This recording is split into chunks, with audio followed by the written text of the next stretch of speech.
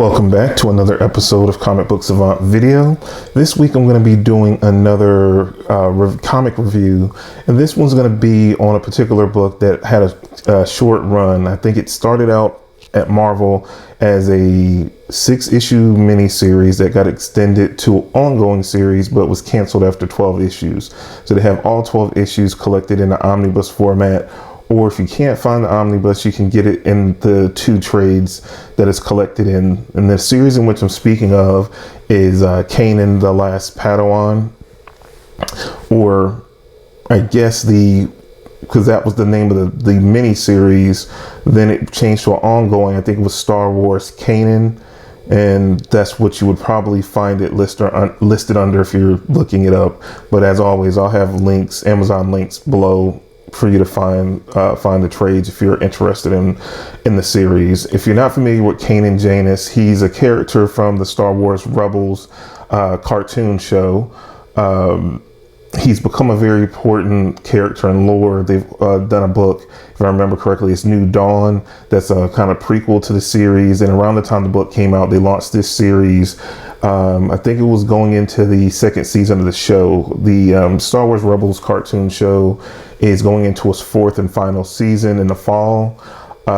He's become a very interesting character, and it's a very good show. But I must say, let me just go through the creative team on this. It's done by Greg Wiseman is the writer, Pepe Lazar is the artist, colorist is Dave Carell, and lettering is done by Joe Caramagna. Again, this ran 12 issues, and again, it had a tumultuous history because it was only supposed to be a 6-issue miniseries. It got extended to an ongoing. It went 6 more issues, and after issue 12, they canceled the series.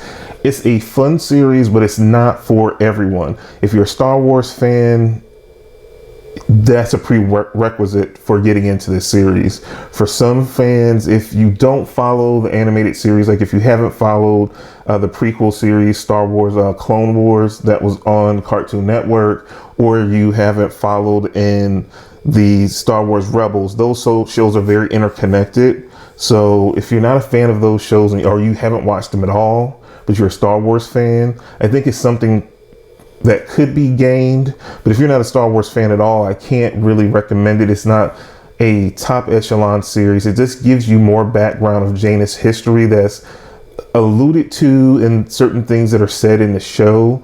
I know I've heard that it was more explored in the book. I purchased the book a little while ago. I haven't had a chance to read New Dawn, which I said is more of a prequel and talks more about his history, and this dives into it a little bit more. Since I'm a huge comic fan, it appealed more to read this series than it was to read the book. But I did get the book as a gift recently, and I do need I started reading it, but haven't finished reading it yet. But this series is fun if you're a fan of the character and want some background. You get a different perspective of Order 66, that he was a Padawan with his Jedi Master a few days towards the tail end of the Clone Wars, and Order 66 hits. And it's mainly the first 6 issues of the 12-issue series deals a lot with that fallout and how he had to try to survive and stay hidden to make it to adulthood from being a Padawan.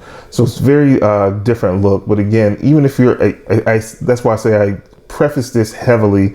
If you're a Star Wars fan, it is something to gain from checking out the series, even if you haven't watched the actual Star Wars Rebels show. It might prompt you. It could be a good primer if you like the series to follow up by checking out either New Dawn, the book, or the actual series Star Wars Rebels, which is an excellent series.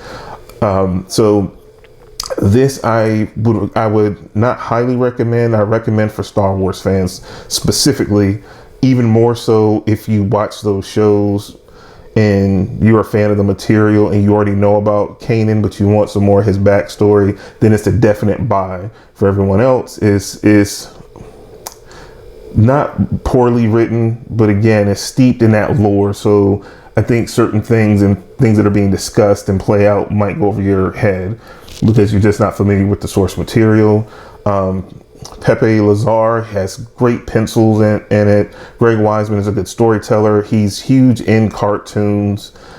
He's had his hand in writing. Most know him from Gargoyles. He's associated with DC right now with the Young Justice cartoon that's getting ready to be brought back. And he's worked on Star Wars Rebels as well. So Greg Weisman has a huge history in and around just making and telling great stories in the animation realm.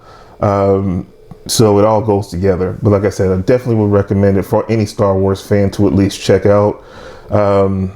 Check out the links below. I'll have links in the description to the podcast as well as previous episodes of the video show. So again, I'll be doing more comic reviews as they're coming up. I'll sprinkle them in. I also will be doing some more game talk on comics related video games. So definitely be on the lookout for it. I see you guys again next week for another episode of Comic Book Savant Video. You have a good week and take care.